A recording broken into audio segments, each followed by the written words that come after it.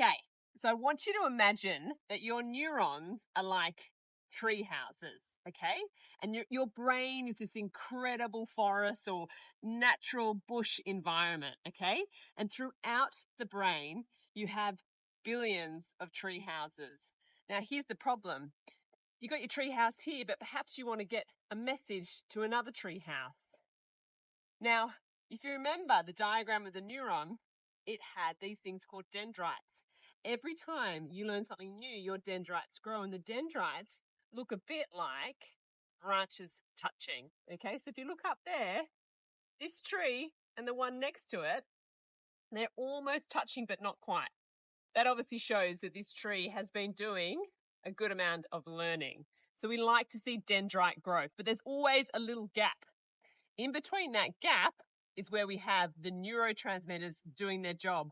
And now what I want you to imagine is that those 4 neurotransmitters that I just introduced you to, dose, oxytocin, serotonin, and endorphins, they are birds. And I'm going to introduce you to each bird now.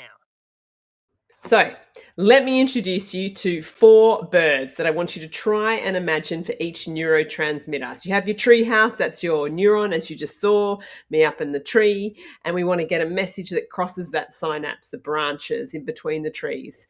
So we have the trusty peregrine falcon, we have the trusty pigeon, the good old golden eagle, and the albatross. Now, imagine that what is happening here is these birds are zooming from one tree house to another along the branches, carrying important notes about feelings, ideas, and experiences. They're so quick, ensuring that the forest stays in constant communication.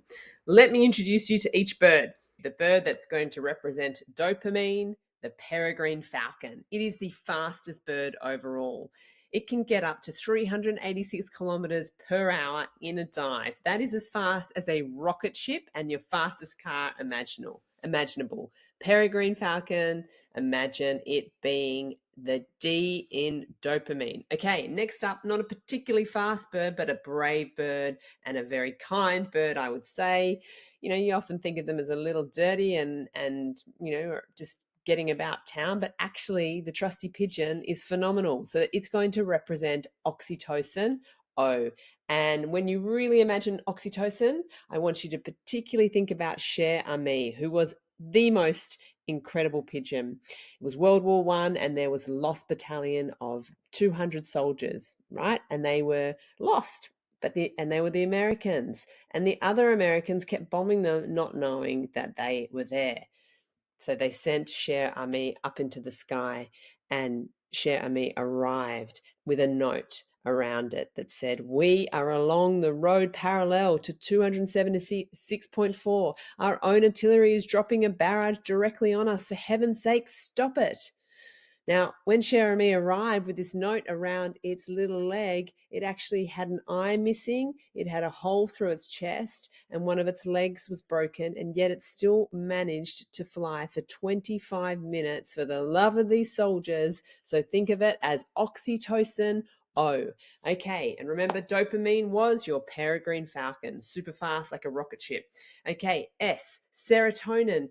Imagine a majestic golden eagle. It can get up to 241 kilometers per hour, even up to 322 at its absolute fastest in a dive.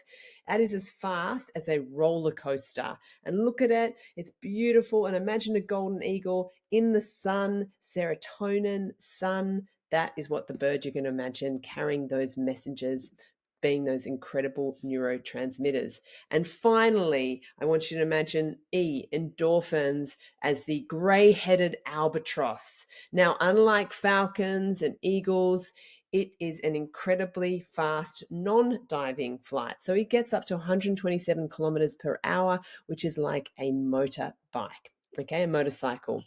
It's incredible. It has the fastest level flight speed recorded. Okay, so they are your dopamine, oxytocin, serotonin, endorphins. See if you can imagine each of those birds representing each neurotransmitter.